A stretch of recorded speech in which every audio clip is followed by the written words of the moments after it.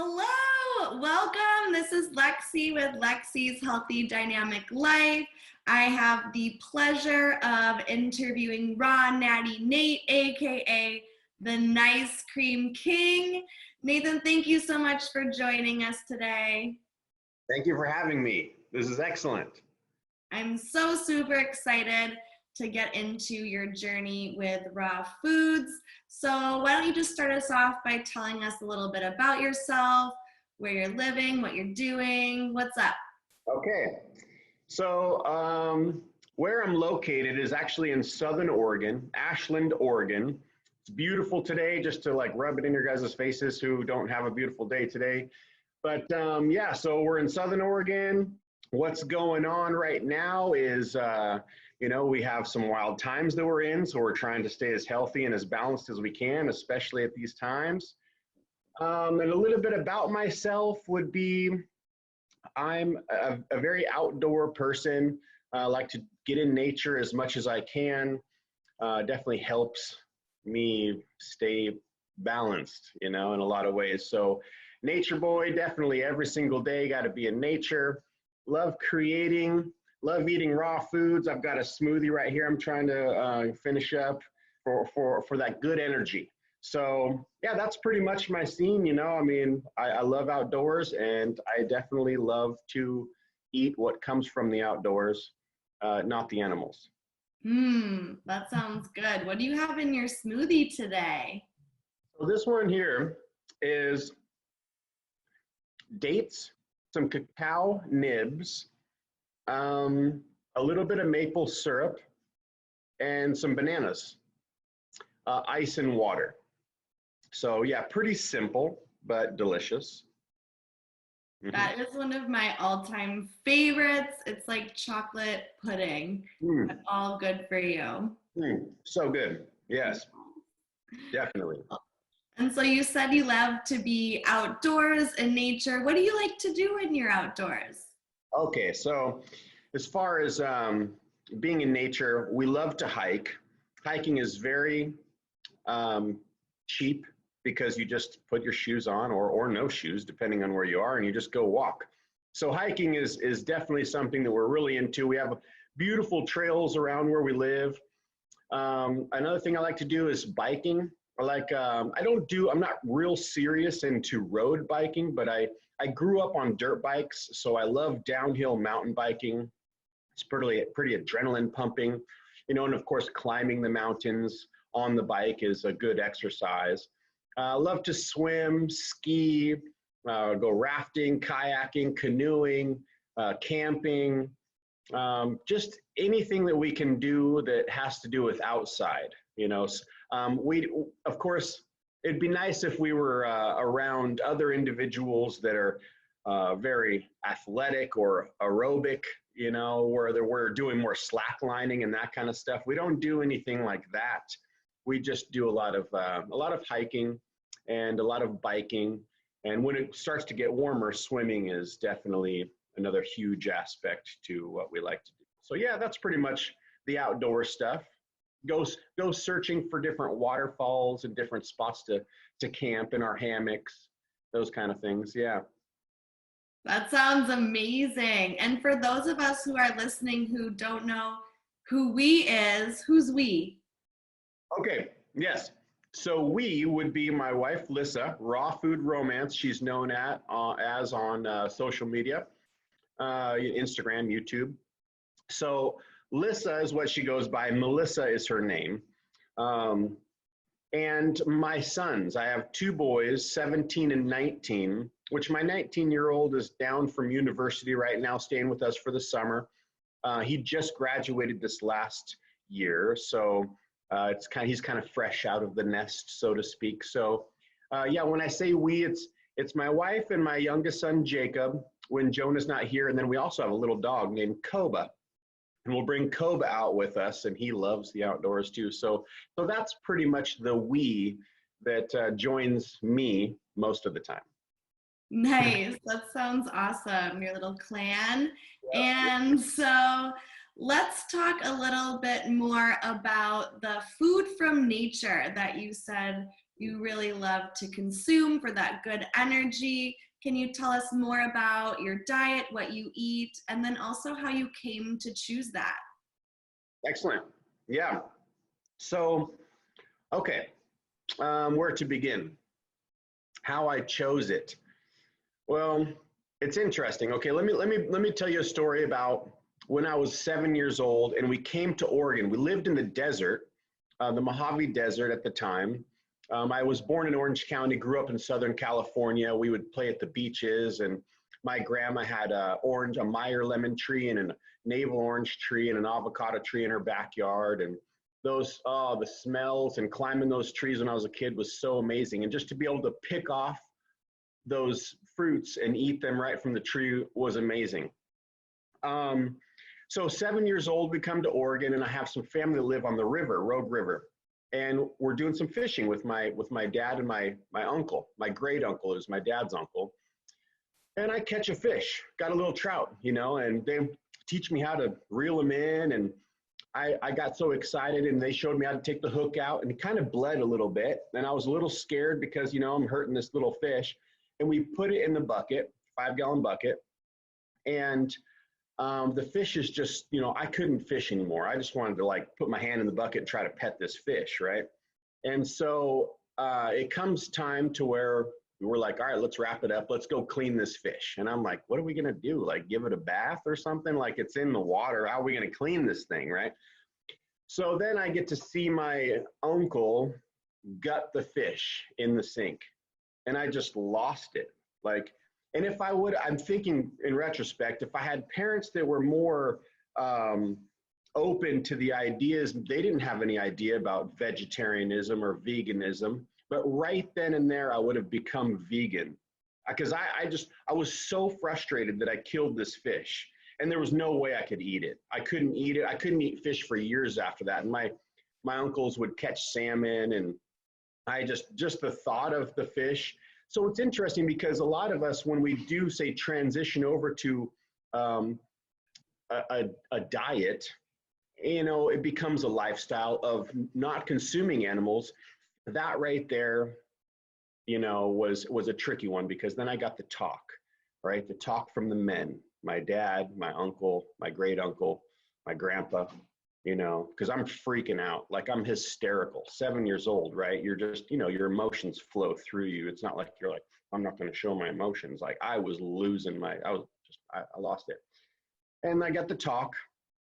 This is what men do. This is the circle of life. We have to be able to provide food for ourselves. But I'm thinking we don't provide food for ourselves this way. We go to the supermarket. I've never seen something so brutal, as to the gutting of a fish, tearing out the beating organs, blood everywhere.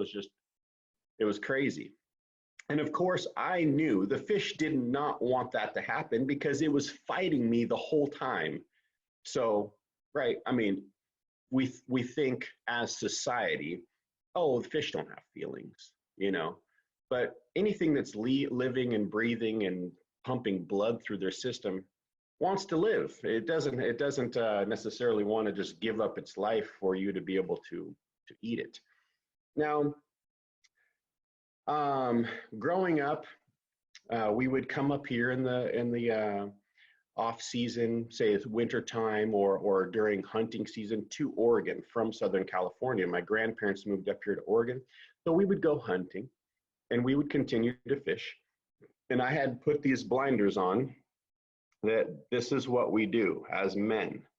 This is how we have to survive as men to take care of our family, right? And that's legit in a lot of ways. I still somewhat struggle to these concepts that if we were to be off grid in the survival state, we would have to do what we had to do to sustain our life.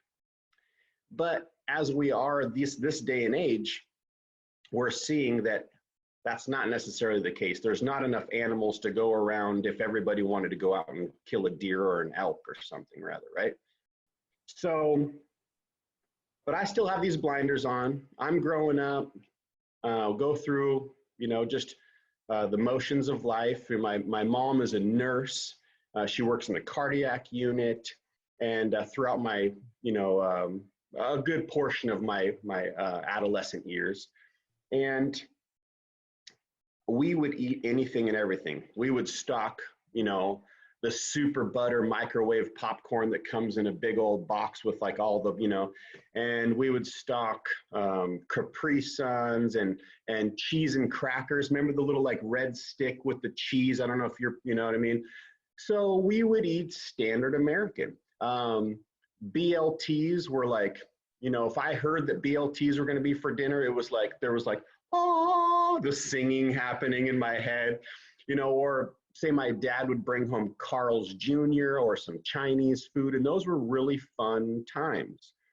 And it's interesting how we create this relationship with our food through the smells or the memories or the feeling that we get, because there's actually like a chemical response happening in our brains when we eat these foods. So it's kind of like a drug, right? I mean, you get these burgers or whatever is laden with all the sauces and the smells, and it's like you're, you know, like, so anyways, there I am. That's my life. I eat everything. I eat anything. I'll try anything.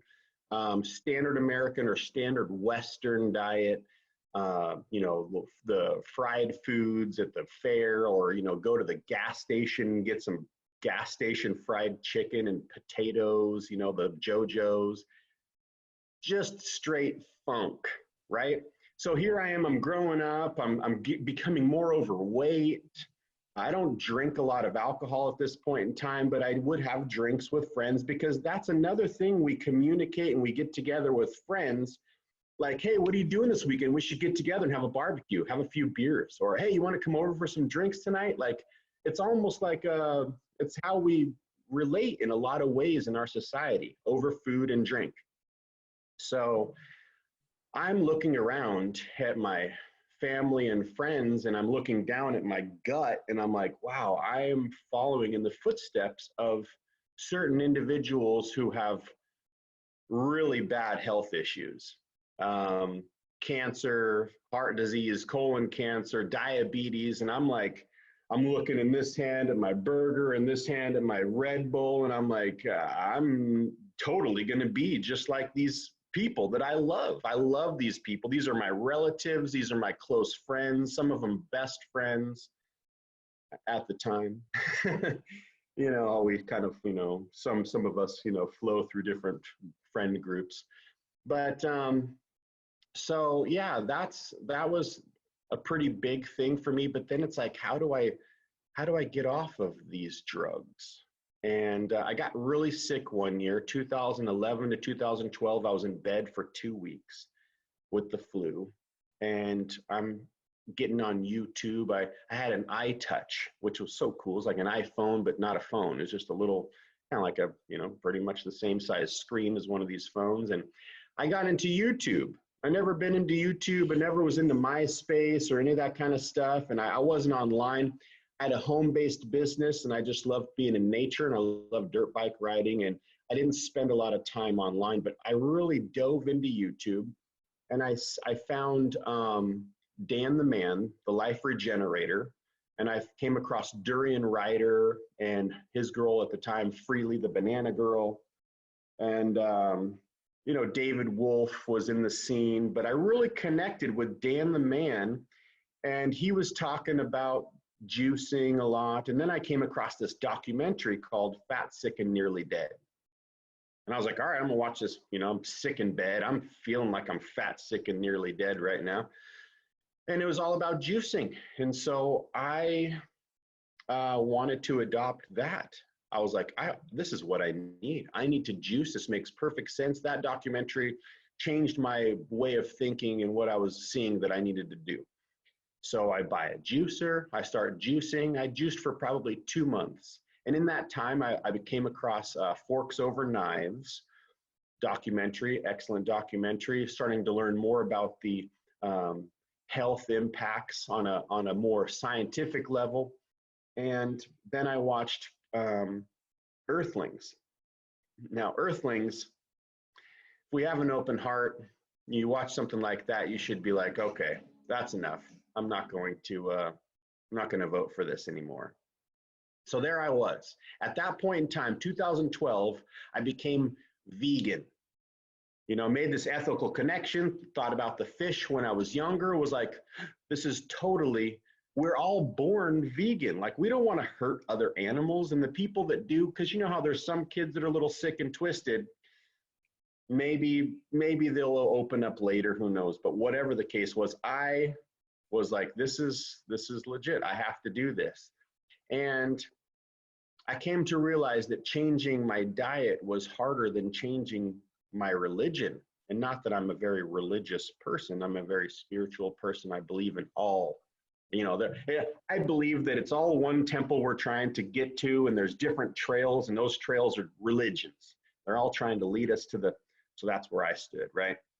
But whatever the case was, it was really hard with family and friends and my ex-wife at the time to pump this message that I was starting to infiltrate my mind with these ideas that we don't need meat or dairy products or eggs. You know, we had chickens, you know, that kind of stuff. So a really tricky one to come to grips with. And I ended up not wanting to fight the struggle. And plus, juicing is expensive. And I was starting to learn more about how important fiber is. And I'm thinking, okay, maybe it's just easier to go back, put the blinders back on. Yeah, I saw all that stuff, but I'm back here with my homies now. Tri-tip this weekend, guys, woohoo, you know? And did that for another 2 years, till 2014. 2014, my mom had been diagnosed with her second bout of kidney cancer. Her first bout of kidney cancer, she went through a pretty intensive process getting the kidney removed. They first tried to just remove the tumor, didn't get all the tumor, so they went back in, removed the whole kidney. And she learned a lot from that whole process, but she didn't change her diet or lifestyle. And when she was diagnosed for the second round, at that time, I was broken. I fell 30 feet helping a friend build his house, shattered my ankle and my wrist. And I'm thinking, like, I want to be as healthy as I can, right? I'm in this body, you know, I need to be as healthy as I can. I'm in my later 30s now. And so I adopted like the bodybuilding, you know, diet, which is just meat and vegetables, aged cheeses, you know, different dairy products, very little fruit, no starches, carbs, right? A keto diet. I didn't realize it was called keto at the time, but I'm in that mindset. Like, I need to be as healthy as I can. I want to burn some of this body weight so I can repair my ankle will heal correctly, because I was non-weight bearing, meaning I couldn't walk on my ankle for 4 months. So that's a long time. Your muscles start to atrophy in your leg and everything, because the body's really efficient. The body's going to do away with what it doesn't need, right? So at that time, she was diagnosed with her second bout of kidney cancer. And I said, Mom, you should watch Fat, Sick, and Nearly Dead. It's a really good documentary, because my mom did not eat very healthy. You know, she had, the food are drugs, man. Like, you know, they are literally drugs, or literally, we're coming into this little side note into what literally really means. And it's funny how we're trying to bring this word more meaning, because we shouldn't ever really use the word literally, but it sounds so cool. So anyways, we're literally addicted to these sort of things. And she would have, yeah, definitely some you know, things that she would hide in her room and that kind of stuff, because she didn't want to have us see what she was eating. And but that movie really woke her up, and she was on the mission to heal herself naturally. Now she's a retired cardiac nurse at this point in time. She's no longer working at the hospital, but she's still, you know, she's gone through anatomy and physiology, and she was one of those nurses that really cared about her patients. She would get all kinds of letters from her patients. She's one of those people that just cares for other people more than she cares for herself, which I feel like a lot of us have a little bit of that in us, you know what I mean? So, yeah, she started to kind of understand that she needs to care for herself now, and she needs to do better for herself. And she watched that, and she went through different things. We sent her to Gerson, trying to get her healed there because we heard good things about Gerson. And I'm looking at her like, wow, 13 fresh pressed juices a day, 7 coffee enemas a day, all these supplements. And I'm like, that's no way to live life. But, you know, it's better than being on dialysis and having to, you know, live a life of just not paying attention, just continue to consume everything and, you know, have the doctors, you know, give me another pill or whatever you can give me some, you know, painkillers, right? So she's really going through this, and she's got the mindset like, I'm already healed. I just have to do the work. And I'm like you're gonna win. You're gonna heal yourself, because that's the mindset that you have to have. And in this process, I'm eating meat and vegetables, and she's like learning all this stuff, right? She's really digging deep. She's going into the grape cure, and she finds Robert Morris and learns about Arnold Ehret, the mucusless, you know, healing system, and a lot of these different alternative healing modalities, fasting and such. And I had said, hey, Mom, when you find the cure, I'm going to follow you, because I've watched, you know, grandma, grandpa, aunt, and uncle, and all these different people. And my joke with cancer, or die of cancer, and my joke was like, if we swallow our own spit like that, right, we're going to eventually get cancer, because like everybody's getting cancer. So I'm like, I'm going to do what you're doing. Whatever it is that you're doing, I don't want cancer. I want to live a long, healthy life. And I would like to, you know, be a better influence on my children as well. So keep on with your bad self, Ma. And so she did. She found her cure. It was 2000.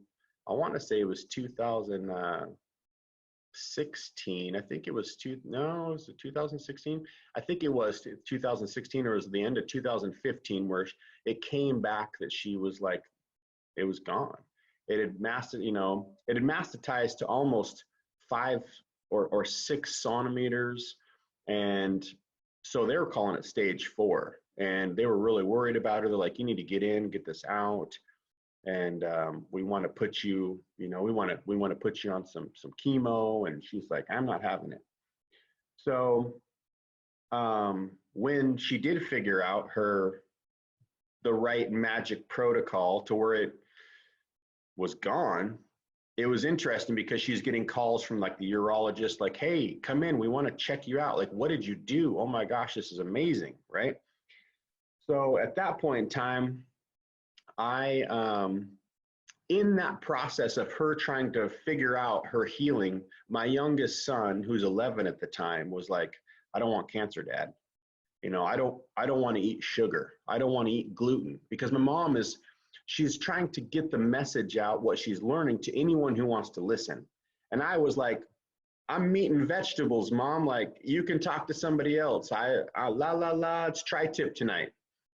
And my son is like, we're at the baseball games, you know how like the, you know, moms and stuff would bring snacks, and we would all rotate on the different snacks that we would bring as parents.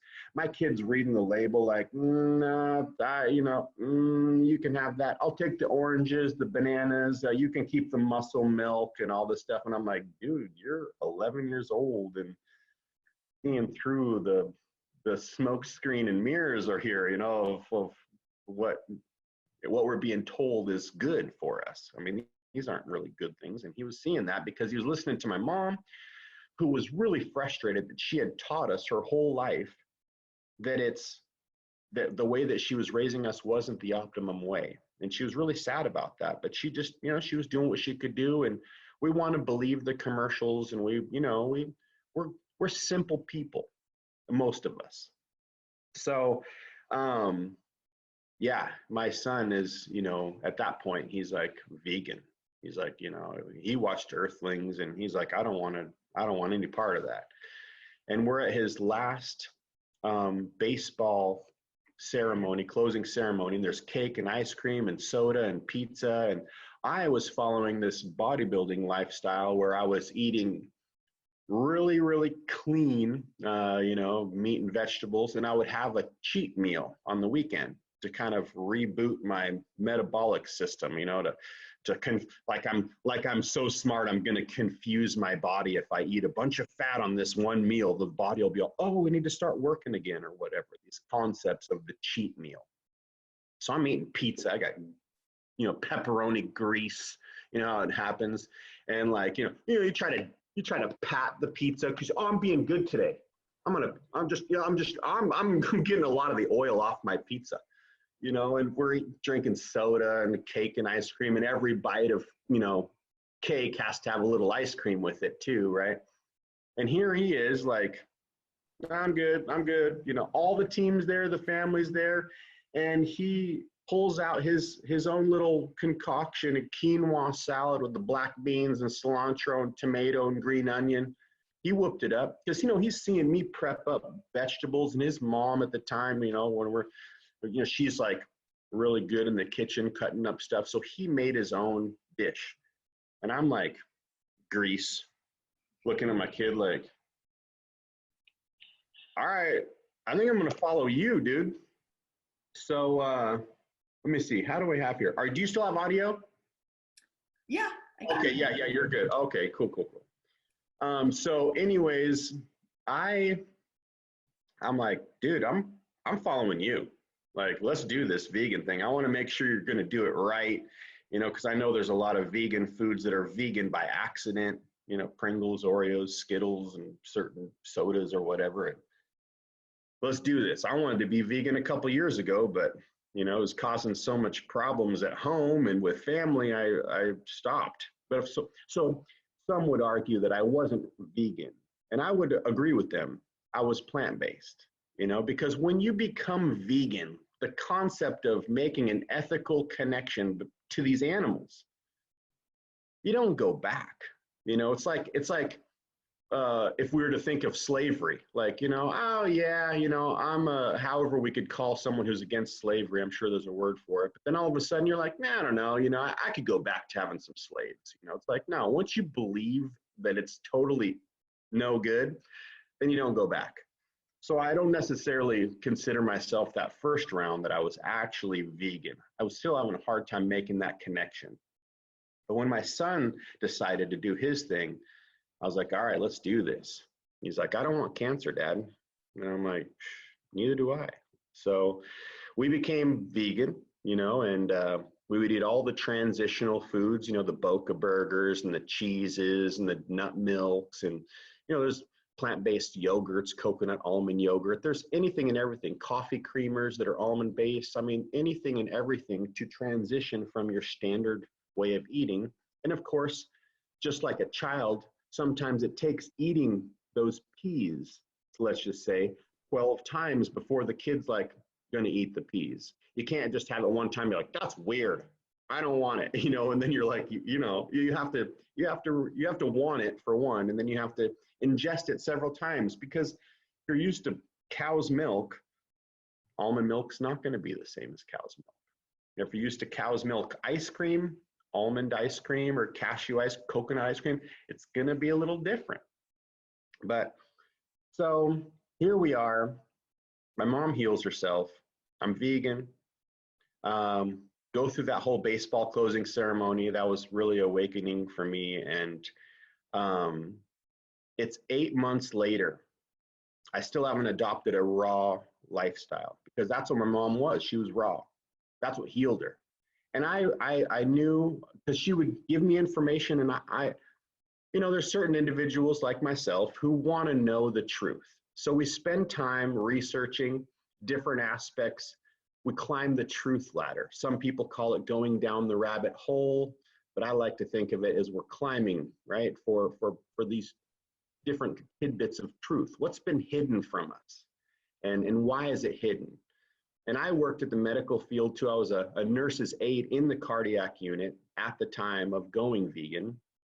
And I worked in a pulmonary clinic as a medical assistant, and also grew up with asthma and allergies. And I could see working in these clinics how there's this, like, maybe it's, I don't think it's as I mean, it's obvious if you look at it in a sense that the Food and Drug Administration can kind of administer the drugs within the food, right?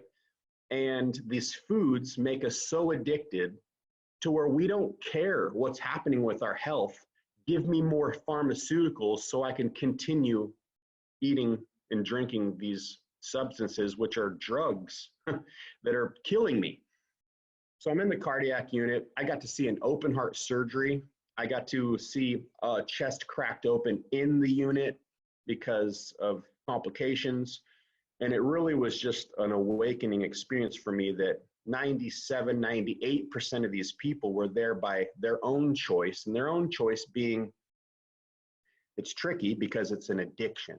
They are so addicted to cheese or foods, you know, with high amounts of saturated fat and cholesterol that they can't stop eating them. And they would rather just have the surgery and get the medication and the painkillers and all the stuff to keep them just barely functioning.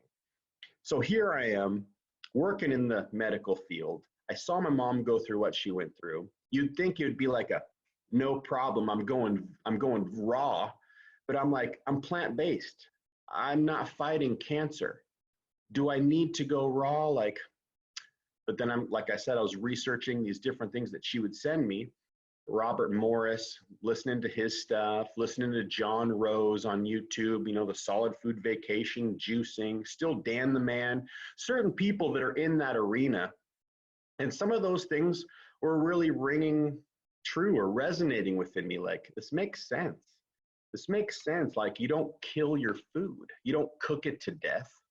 It's the way that we would find it in nature, finding foods in nature the way that it's intended. So when I say I like to eat from nature, it's like the tree, the bush, or the vine, right? It's given to us by creation, by the gods or God, or however you want to think of it. It's literally, well, maybe not literally, but it's actually, you know, the way that we should be eating. It's just from nature, the way it's found in nature. And it's amazing when we grow gardens, how much food comes out of the garden. Everybody's like, come take zucchinis and tomatoes, I've got too much, right? We would have so much if we were growing our own food. And these are delicious, healthy, nutritious foods, feeding ourselves. So I understood these concepts of going raw vegan.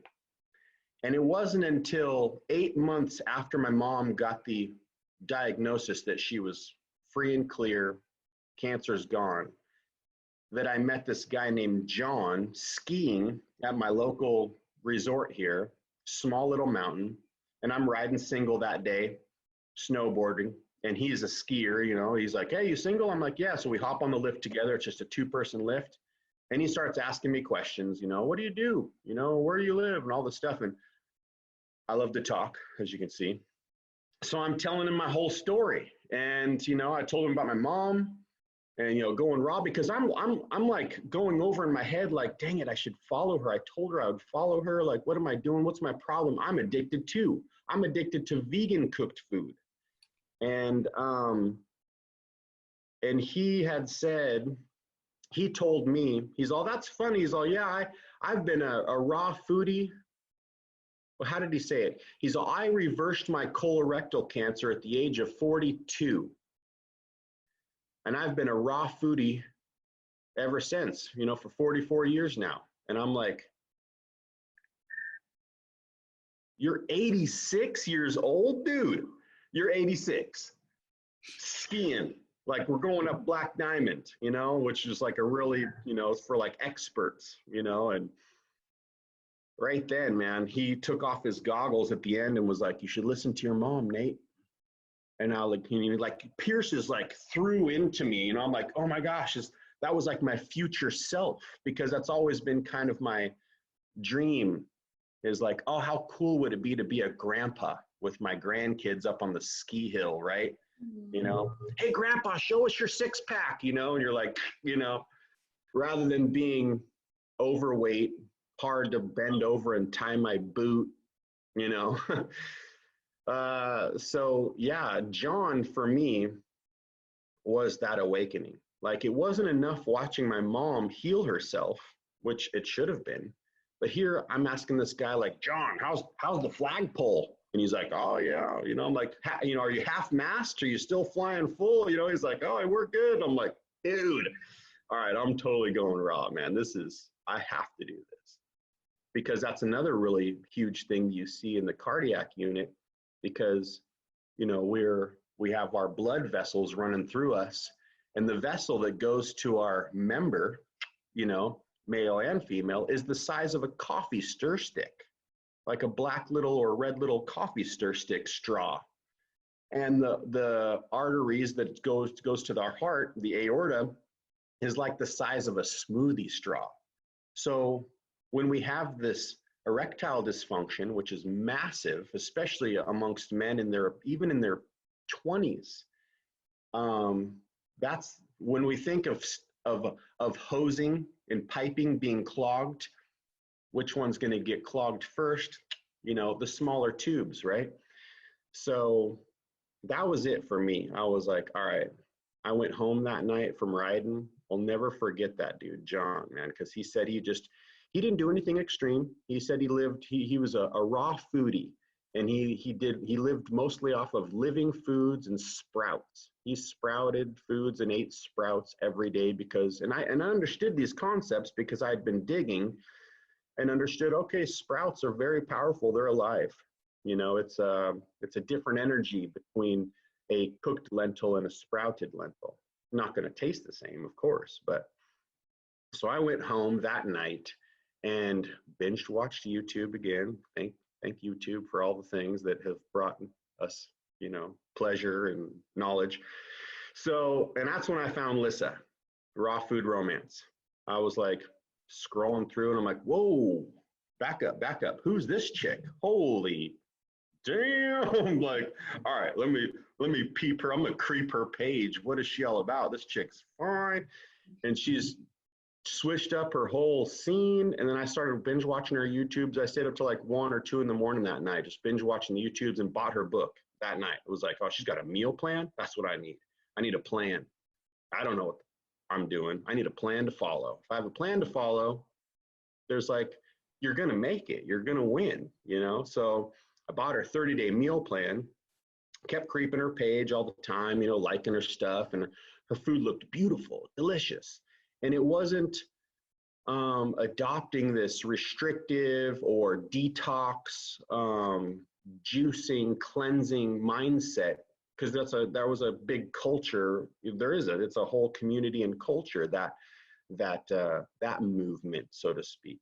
We call it a movement. And I was like, you know, I'm not trying to reverse cancer. And I saw what fasting did for my mom, and it was amazing. You know, I understand these concepts, but I'm just a dude who likes to go play hard outside, and I want to eat. Like, I don't want to, you know, just mono meal and juice and try to cleanse myself. Like, I want to connect with people still. So how can I do that where I'm not like, I'm already going to be really weird. I'm already weird from being a vegan even in the cardiac unit. There was only one other vegan at the time. Now there's a couple, which is pretty cool.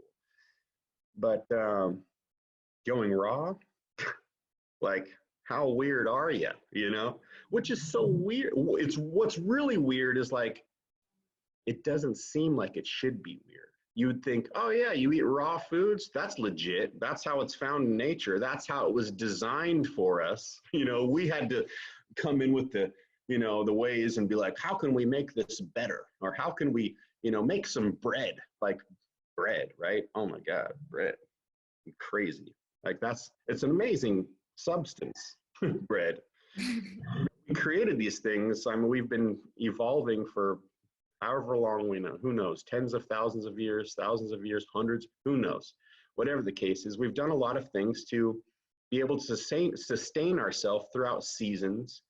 And where we live at this point in time is where we can get anything and everything all through the year. Now, it's not optimum because we're not picking it from the tree or out in the soil, and the soils, you know, we can geek out in so many ways that the soils are depleted and you're not going to get all the nutrients and the glyphosates. And it's like, just don't do that to yourself, right? Just eat the freaking fruit, man. So that's what I did. I followed the book, and it was 6 months in following that book. After about 3 months, the first month was really hard because you're having to relearn everything. You're having to learn how to shop. You're having to learn what you go through. Like, it's a whole, you got to want it. It's not something you're just like, oh, I'm going to do this. This can be easy. I had to buy a blender. I didn't want to spend, hundreds of dollars on a blender, and I need a dehydrator, because there's certain foods that, as a raw foodie, that you want to be able to incorporate into your life to make it a little more fun, because, we're humans, man. We don't want to be like, oh, I just eat this every single day, which it's amazing when we look at our pets, our dogs and our cats. It's not like they're like, can you just get me something a little different? Like, they'll eat the same thing every single day. So then I go to Woodstock Fruit Festival that year. This was 2017. Bought her book, met John, 2017 in the winter, February, March. I think it was March. And then I bought her book in March, and it was in August when I went to the Woodstock Fruit Festival. And I wasn't exercising. I would jump on my rebounder, little trampoline, and take my dog for a walk. Never really have been a person that geeks out on exercise. And I would like to be hypnotized, so then I could be one of those people. But so I lost a lot of weight, when I went keto, I went from 220 pounds to 160 something. So I lost, I think it was like 63 pounds or 50 some pounds when I was keto. Then I went vegan, and I ate all the transitional foods, and I wasn't watching what I was eating, and I wasn't exercising like I was before, and gained all kinds of weight back, 45 pounds. And then when I went raw, the lowest I got, at the same time going raw was really intense, because it starts to bring up different emotions, stuff that you're going through in your life, because you're not using food to, what's the word I'm looking for, to subdue, or, you know what I mean? Like, to numb, to mask your different emotions. And so going raw, that's when I was like looking at my partner, my ex, and I'd been with her for 25 years. I got together when I was 15 years old. So, I mean, we had a beautiful chapter, we wrote an amazing book together, in a sense, like having the kids, and we had the American dream. But I'm looking at her and I'm like, man, I don't know if I really want to spend the next lifetime with this individual who is refusing to look at any of this information, because I'm a really passionate person, and really getting in deep with the different information, and it's hard to ingest that. And maybe my delivery wasn't the best either at the point in time, going through certain things. But either way, yeah, that was the year that we split up, and it had been kind of growing over years. So I think that also had to do with a little bit of the weight loss as well, because I got down to like 145 pounds, which a lot of friends and family thought that I was on, street drugs, some stimulants, methamphetamines or something. That was the word around town, because I was looking pretty gaunt. But yeah, changing your lifestyle and going through, what you choose to ingest is nothing to be taken lightly. It's massive, because that's how we communicate and relate with each other in a huge way. Like, what are you doing? Let's get out. Like, come over. We'll have some hot dogs. Have some drinks.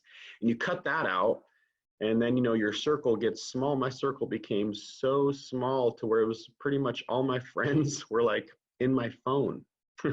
People I had never met before, because they understood something, a language that I was learning that not many people even wanted to peek into at all.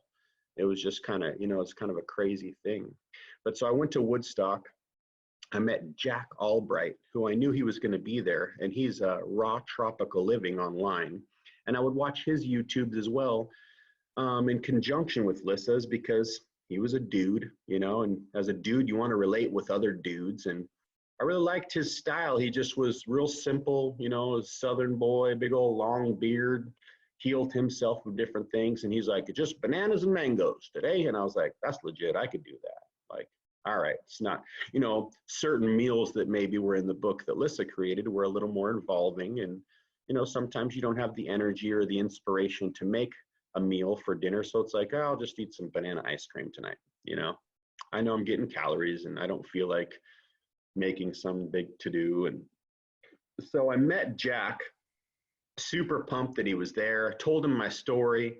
And we spoke for like 4 hours. You know, I missed going on a run with this couple that I was really excited to go on a run with.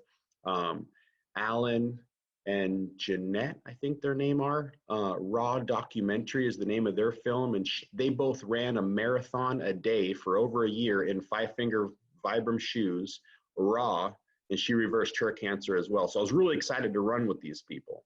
Raw Documentary, if you guys are watching, check that out. It's a super documentary.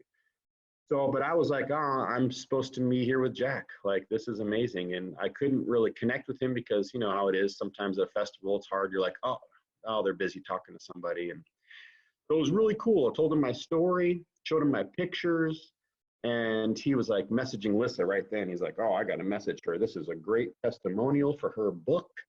You know, you should reach out to her, man. Like she needs to interview you. And I was like, sweet. Yeah. I'm like, I totally love this chick. She's like amazing. So I'm like, I messaged her on Instagram, like, thank you so much. You saved my life. I love you. You know, just like the thousands of other messages she gets. She's like, oh, you know, peace and love and hearts, you know? So I come home and message her right away on Instagram, was like, here's my before and after, and here's my story, you know, just like, blah, blah, blah, blah, blah, you know? And she's like, oh my gosh, we got to do an interview. This is so awesome. And we did the interview for her YouTube channel. And we just hit it off, man. Like we talked till like 3 a.m. after the interview, not through Zoom, but through direct message. And the next morning she messaged me, and, you know, cause she's in Canada and I'm in the States. So it's an hour earlier where she was at in Canada. And I'm like, oh my gosh, she messaged me. Like, this is so cool. Raw Food Romance is messaging me. Like I'm super giddy. And we just message each other every single day, morning, noon, and night throughout the day. She's like, what do you think of this book cover? You know, I'm working on this new book. And I'm like, no way. She's asking me like what I think of her book cover. This is incredible. So, and yeah, it was probably a good 4 months. We were just like super besties on the phone. You know, I'm going through all of my stuff. I'm living back at my parents this time, you know, going through divorce, and she'd been through divorce, and just a lot of like life similarities lined up, even, you know, almost monthly. Like, oh my gosh, that month you were going through that, I was going through this. And it was really cool, you know, and she was really responsive. And that's a good sign when you're communicating with somebody, if they respond back, right? Like we have friends who we're helping right now that they aren't, the other party's not responding, and it's like, that's probably not the best sign. You know, maybe you should focus on something else. But she was such a main focus in so many ways, because for one, I would use her mantra, I'm raw vegan today. Nate, it's so-and-so's birthday. There's fresh cinnamon rolls in the break room. I'm a raw vegan today. Thanks. You know, like, so yeah, that's how I met her online, which is crazy. You know, I never thought I'd be one of those people that are like, yeah, I met my wife online.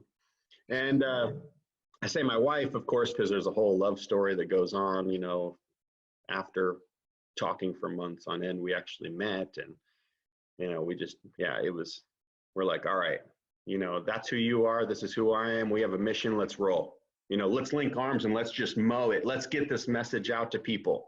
Hey, people, you know, are you eating an apple? People are like, yeah, this is the best apple ever. We're like, that's raw vegan. And then some people are like, I don't know, it tastes kind of weird. You know, like other people are like, no way, this is raw vegan. Like, I never realized. Like, so yeah, here we are. We're at that stage. She's crushing it, doing all kinds of really good stuff. She really inspires me completely every single day with her words and her message, and how how focused she is to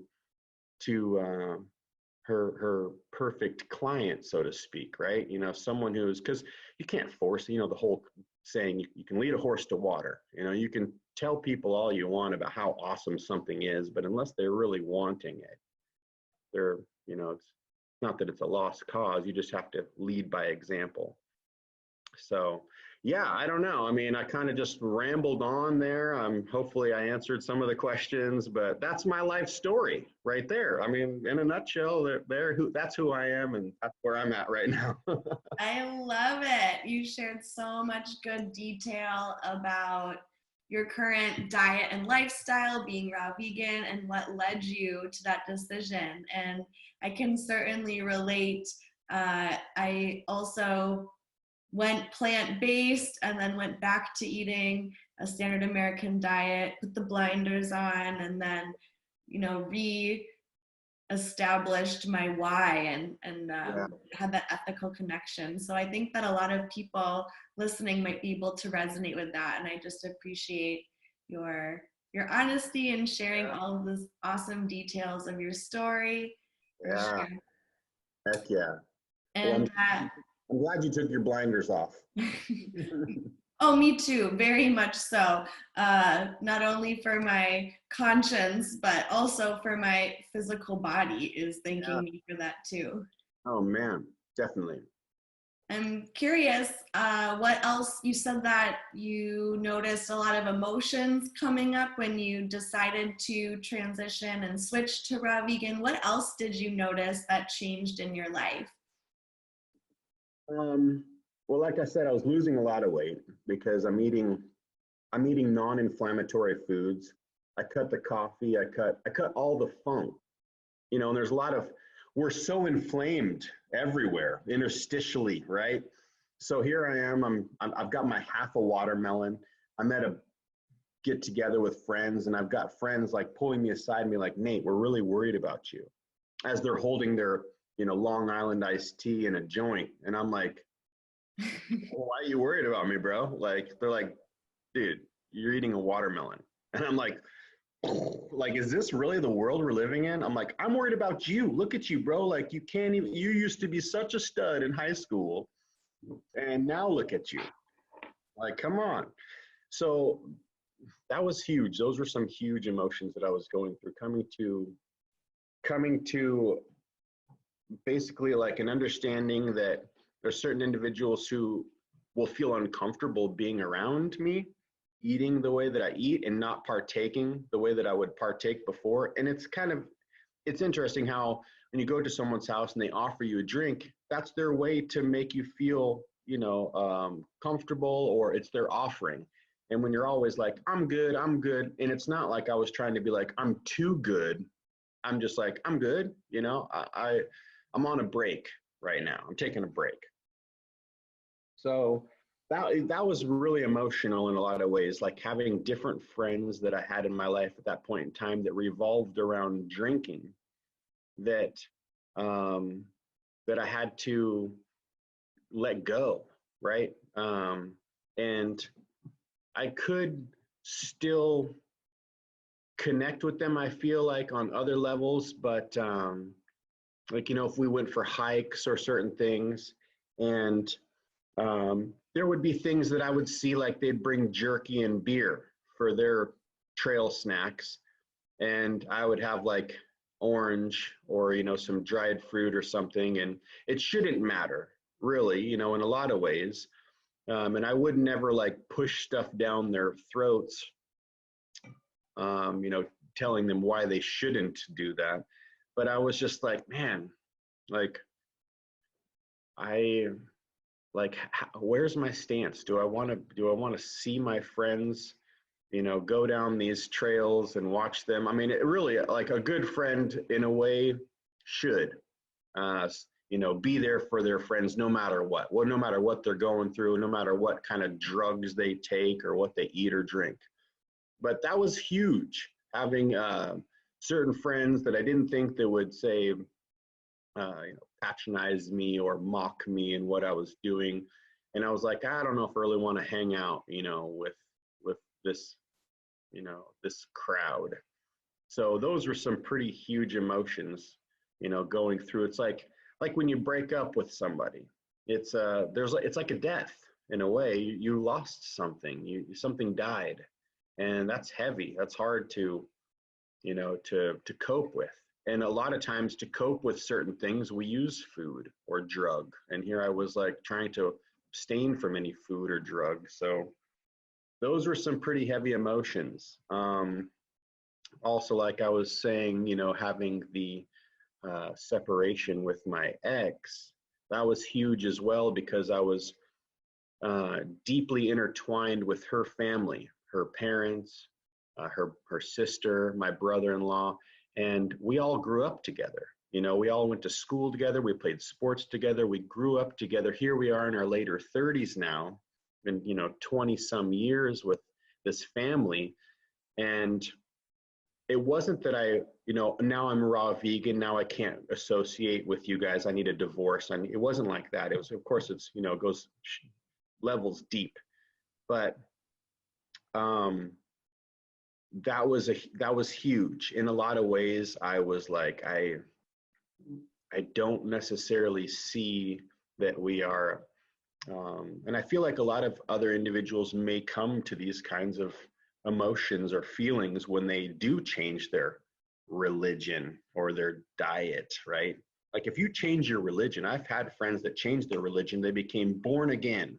They got rid of all their old music albums and they disassociated themselves with everybody they knew from that chapter. And it's like, that's healthy, I guess, you know, but I miss you, you know, kind of thing, right? So that's kind of where I was. I was like, I have to make a choice, I guess, as to, do I go on just living my life and being around these individuals who I love and care very much, but watch deteriorate them, you know, themselves or destroy themselves through being ignorant to any information? And I was never the kind of person, I mean, if somebody asks me a question, I'm all about throwing down as much as I can in the way that I can. But I would never be a person to be like, dude, you shouldn't do that. You are so dumb. I was never like that, right? But I was thinking it like, oh my gosh, like you guys know the stories. Like I've shared my stories, you know, about my mom, you know, about John. Like, why do you continue to eat just cheesy bread with slabs of flesh and drinking all kinds of alcohol? And that's all we do. You know, we'd go snowboarding. I'd have a trip that I'd take with my homies, like 10, 12 of us. We would kayak and canoe into a beautiful spot, camp out for like a week. We called it the mancation. But it was basically a meat and, you know, alcohol fest. That's what it was. And at the time when we started this, I was vegan, and we would all take turns doing meals. Okay, you know, group together. This group does breakfast and dinner. Everybody does their own lunch. That way, every single day, you only have one dinner and one breakfast you have to think of. All the other days are provided for, which is so cool. But I don't eat like them. And I don't drink either. So when they're going in on all the beer and alcohol, I'm like, God, count me out, man. I'm not going to pitch in because I'm not going to partake of any of it, you know? And so I'm surrounded by my friends that I grew up with that are living this life. And I can enjoy the outdoor stuff with them. But a lot of times when you're in that state of mind, your body's working so hard to process this junk, you don't have the energy that you really should have. So I'm like, you know, are we going to lounge in the hammock all day again today? Come on, let's go for a hike. Like, let's do something. Or say snowboarding. Certain friends would be too drunk to even snowboard. They'd take 2 runs and be like, I'm heading to the lodge, you know, heading to the bar. I'm like, you just dropped $100 on a lift ticket, dude. Like, we're here, friends from out of state come together. Like, you're going to just spend your time getting drunk? Like, so that's huge. Emotional disconnect. Like, where do I stand? You know, who am I in this circle? And do, you know, I mean, I'm still invited, and which is awesome. And it's probably silly on my part. I still struggle with these emotions. Those are some of the major emotions, just because we're social creatures, and I struggle with those emotions on you know, how to go and have a good time and relate. What's tricky about it is that I'm not involved in the food or drink, so therefore I'm bringing everything to sustain myself for the week. And that's a lot, you know, but I have a canoe, which can hold a lot of weight, you know, and, but that's a lot of food and it's a lot of preparation. And yeah, it's, you know, in a way I'm like, oh, maybe I know how, say, someone of a different nationality feels around, you know, people of another color, or, you know, say you're, I don't know. I mean, there's different ways that you could relate it in your mind. And of course, you know, you try to do the best you can to make the most fun out of it. And yeah, I missed the trip, you know, this year, the mancation and the snowboard trip. And yeah, so that's huge. And it doesn't have to be like that for everybody. You know, of course, there's some people that deal with things a little differently, but for me, it's like, it's kind of like being born again. In a way, it's like, all right, who do I want to surround myself with? You know, I want to be around these individuals who, it's so tempting, right? Here they got an $80 bottle of freaking scotch and everybody's pulling off of it. And I'm in the circle and I smell it and pass it on. And everybody's like, Nate, you're crazy, dude. Like, come on, Nate, just take a bowl. And I'm like, it's tricky because you're like, you could easily be like, okay, you know, like one blinder's up. You're like, yeah, you know, whatever, let's just do it, you know? So those are some emotions. And that has to do with, you know, society and friends. Other emotions, I think the other emotions maybe aren't as deep, like wanting to eat certain foods, junk foods that I really loved. Of course, those might come up sometimes, especially stressful times. When I was going through the divorce, I was so just, you know, straight line and raw vegan and learning as much as I could. So I wasn't like, oh, I'm depressed, I want to eat a whole pizza to myself. I was like, I'm going to eat a whole melon. You know, oh man, melons are expensive. I don't even care. I'm treating myself today. I'm buying 4, you know.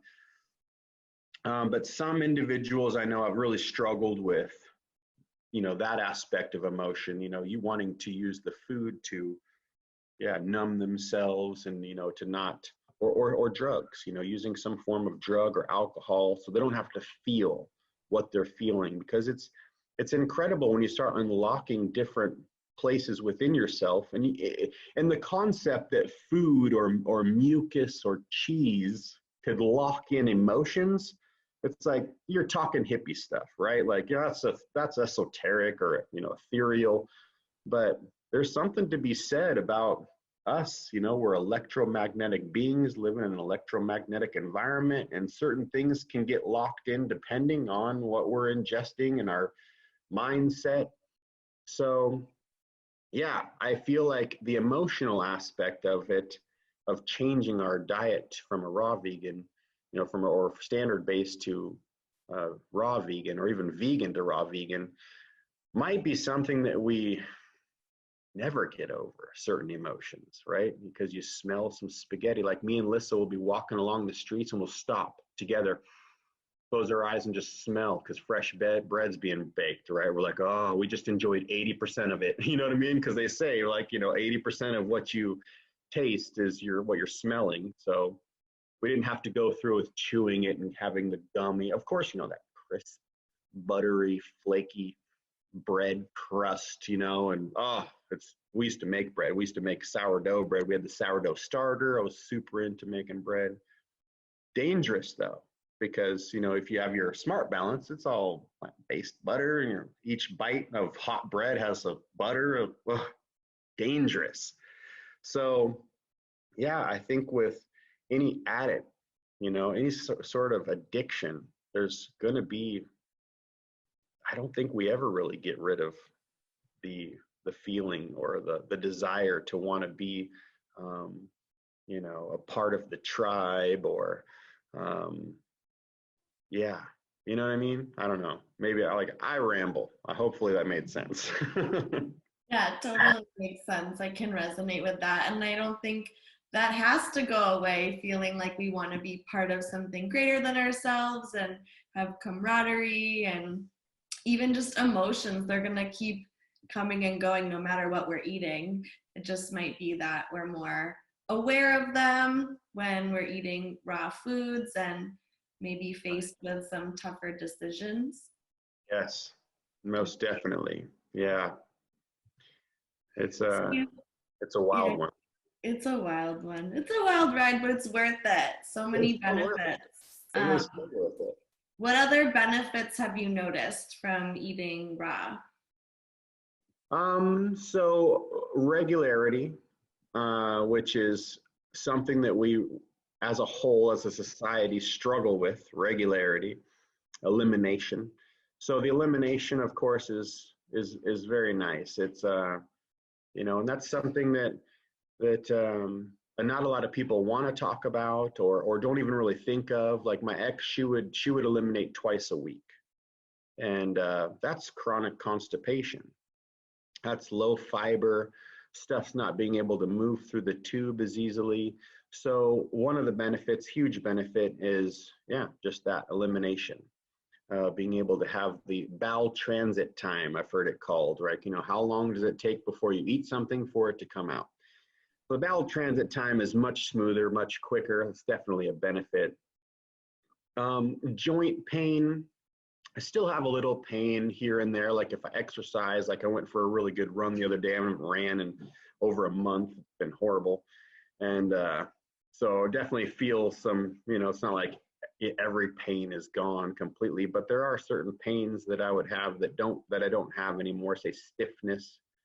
I didn't really have bad problem with acne, but I did have a few pretty good pimples that would come in here and there. I feel like I don't have as much of that. Like I said, it wasn't bad acne. Another thing is I used to get calcium or tartar buildup on my bottom teeth behind, and I would use a pick to pick those out. I don't have any of that anymore, probably because of no dairy.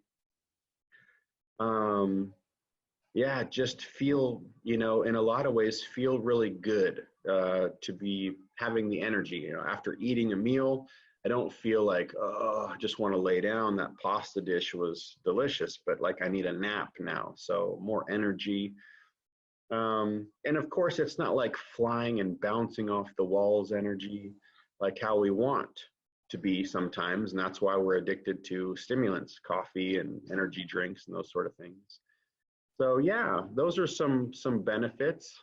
And I feel like another benefit is becoming more aware of the voice that I have in this message that can be shared with other people, like doing this right here. This is another benefit, coming into my voice, right? Like how do I connect with other people to hopefully be like, hey, you should try these pair of glasses on real quick. It's really cool.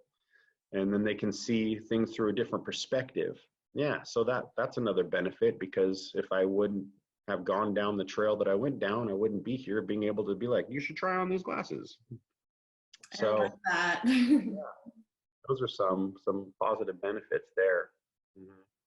Cool. I love that. And earlier you mentioned that you released a lot of weight to the point that some of your loved ones described you as gaunt.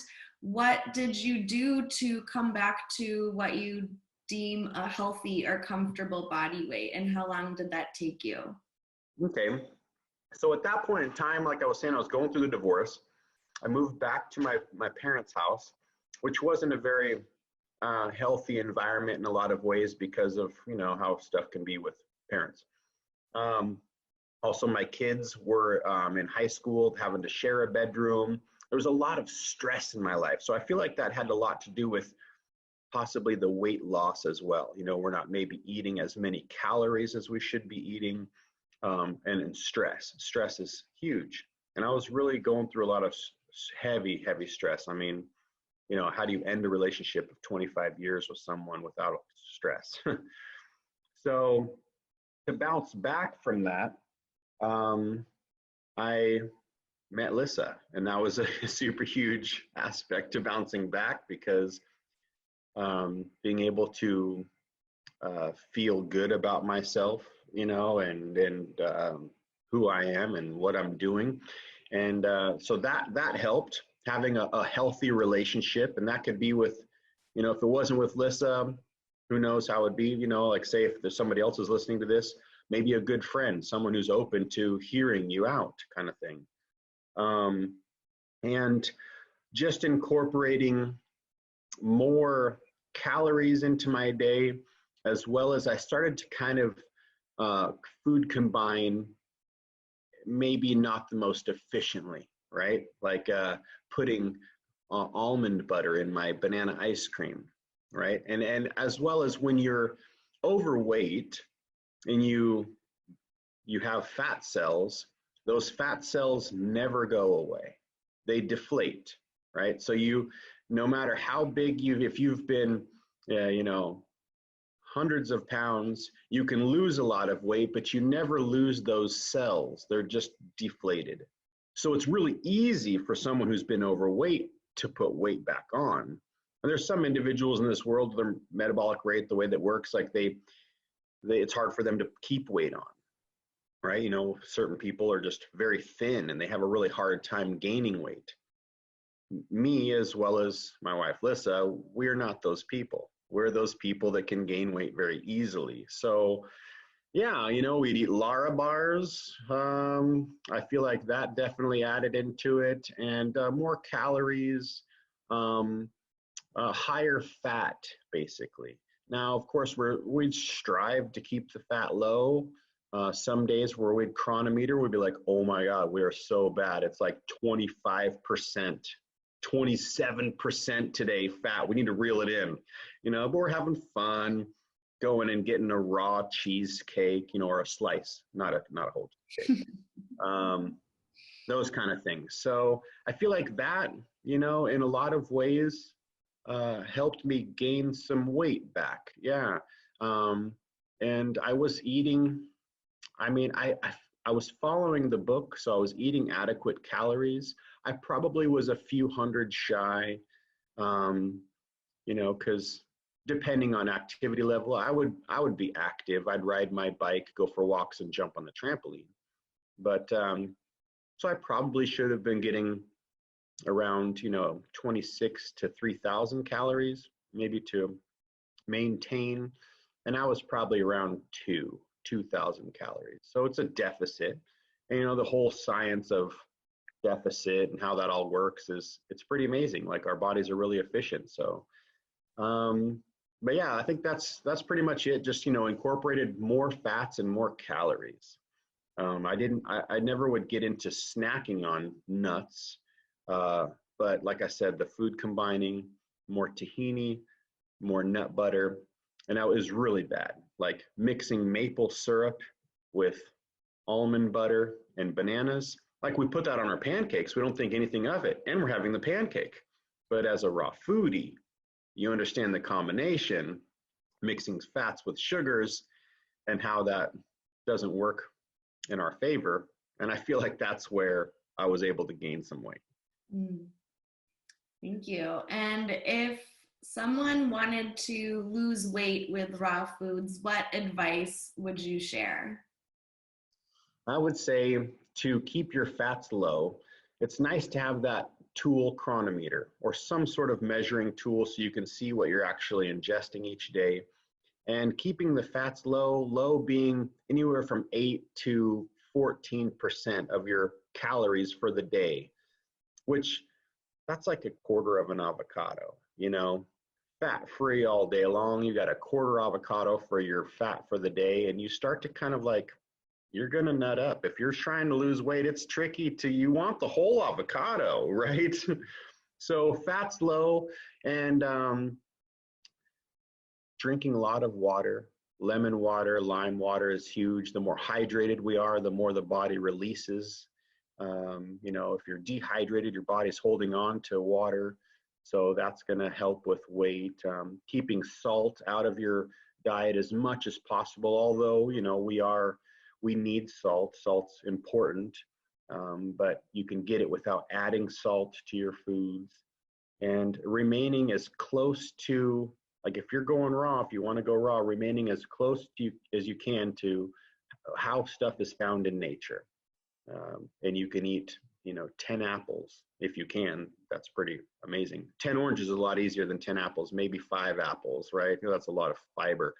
But yeah, keeping the fiber high, lots of greens, keep your fat low, stay hydrated, breathe, get good sleep, sit quietly or meditate. I know some people have an issue with the term meditation.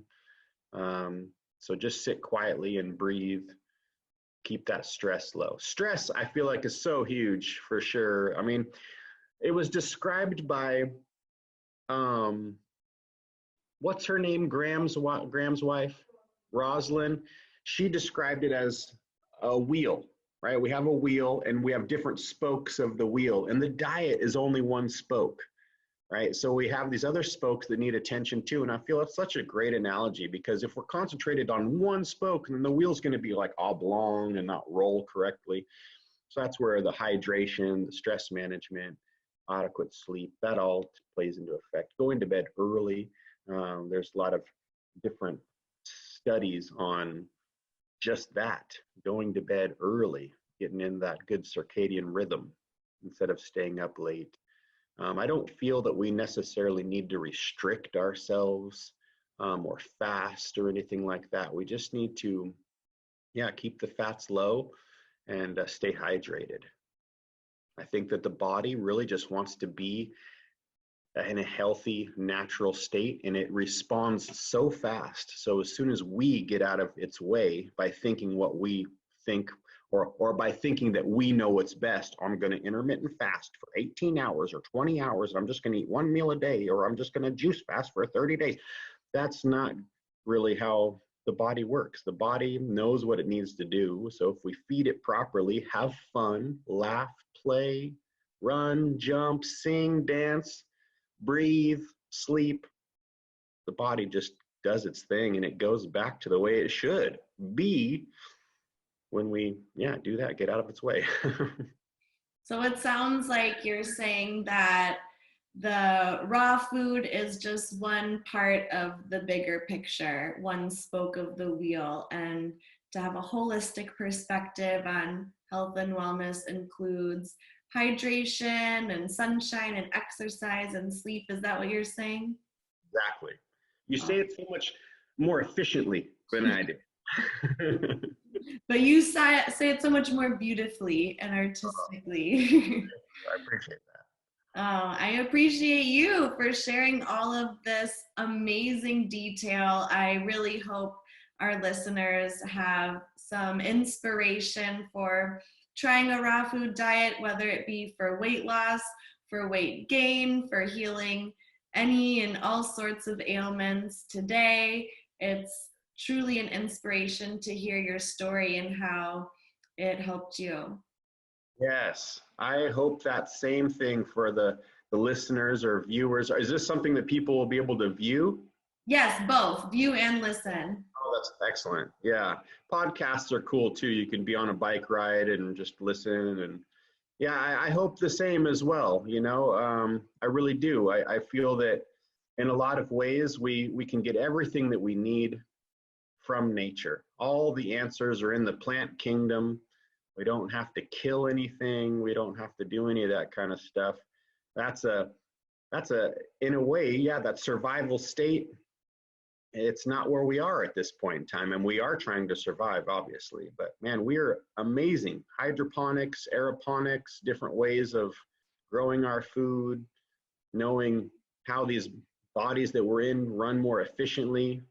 Yeah, it's incredible. So yeah, anybody who is listening, definitely give it a go. I say 3 months. After 3 months, it becomes so simple. You're just like, you're doing your thing, and it's very basic. I mean, it's some people could be like, that's so boring. Like you guys always eat the same thing. And Lissa has this great term. She's like, yeah, well, I used to eat the same thing before. It was just 50 shades of beige, right? Like it's all these different foods that are all just prepared a little differently, but it's all the same. And so the two of us, like, we're like, man, we eat more variety now than we ever have, more colors and more variety. Of course, it may be very simple. It's either fruit by itself, smoothies, banana ice cream, and salads. We might have a few gourmet raw dishes that are a little higher fat, or even gourmet fresh, kind of lower fat. But that's it. It's like salads and fruit and banana ice cream. I mean, it's so simple, but of course, yeah, like, when we're a foodie, there's a lot of foodies out there, and it is really tricky to ring it in and be like, I'm just going to eat raw foods for 3 months. But after 3 months, I feel like we've kind of reprogrammed ourselves in a way where it's not so tricky to go to the store, and you're like a fish out of water, so to speak. Adopting a raw food lifestyle right off the get-go. You're like, this is weird, because we weren't raised that way. So if we were raised that way, it would be pretty weird eating the cooked food, right? We'd be like, oh, absolutely, I feel horrible. Like, you guys eat this? This is crazy, right? Why are you setting it on fire? Oh man, I'll never forget. I was at the river one day, and having a great time, and I was watching my buddy cook up these steaks, and all the stuff he had to go through to get the briquettes going and get the steaks going, and he had his barbecue sauce, and I just was watching him the whole time, just with my paper sack of nectarines, was just like, and I wasn't vegan at the time, but I'm thinking, this is from nature. Like, this is food from the gods, right? Like, it's the sex organ of the tree, and it's delicious. And I'm almost done with my meal, and he hasn't even barely got his going yet. And it looks like hell. It's like flames and, black charcoal, singeing flesh. But I still wasn't, I took a bite of the steak and was like, I just wasn't feeling it that day. And I often think about, I used that in one of my stories, like, why didn't I switch right then? Because I remember thinking how disgusting that is. Like, man, that's so gross, the whole concept of eating muscle tissue of another creature.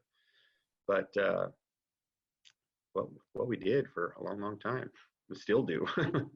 Yeah, and that's just so much beautiful imagery that you shared. And I think I can certainly resonate with that myself throughout my whole life, having little sneak peeks into what would be like little thoughts like, that doesn't seem right that we would drink milk from a cow. Isn't that for the cow's baby? And all these things.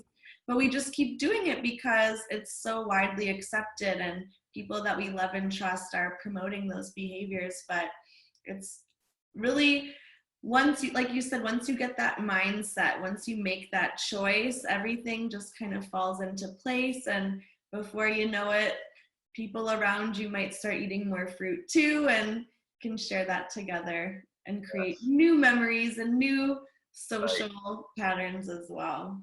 Yeah, definitely. I love it. Before we go, do you have any last words of wisdom or advice that you would like to share? I should have thought about that before, because that's something that most people would say at the end. Words of wisdom are something that I would share. I would say, I really just, all the answers that we're searching for are within ourselves. We don't need to kill anything. All that we need comes from nature. And yeah, just breathe. Breathe through the process of whatever you're going through. We all go through, ups and downs, and sometimes we adopt certain ways of living and we go back, and not to be too hard on ourselves, because maybe that's a part of our journey, right? We're having to, I always like to picture, I would tell my kids, that if the universe or God is aware of itself and wanting to absorb experiences from every single way that it could, then it knows exactly what one individual ant is going through. It knows what the tree went through, everything the tree went through as a seed to a big oak tree. And all of the things that we go through as a human is downloading that information into the main brain, right? So there's no bad part of the experience. It's only what we make of it. Like, oh, I was bad. I shouldn't have done that. But it was a part of the experience. And yeah, not to be too hard on yourself, because sometimes it does just take a little time to figure out how you want to operate your avatar. Yeah, so there it is, I guess, yeah, all the answers are in the plant kingdom. Awesome. Thank you so much for taking the time to share your stories, your experience, and your wisdom with us. I really, really appreciate it, and I've learned so much. And to all the listeners, thank you for tuning in, and I hope you got something to take with you from this podcast, from this video. So thank you very much. This is Natty Nate, the Nice Cream King, and I'm Lexi with Lexi's Healthy Dynamic Life. Thank you, Nathan. Yes, thank you too. And have a happy, healthy, and dynamic day. Bye. Bye, guys.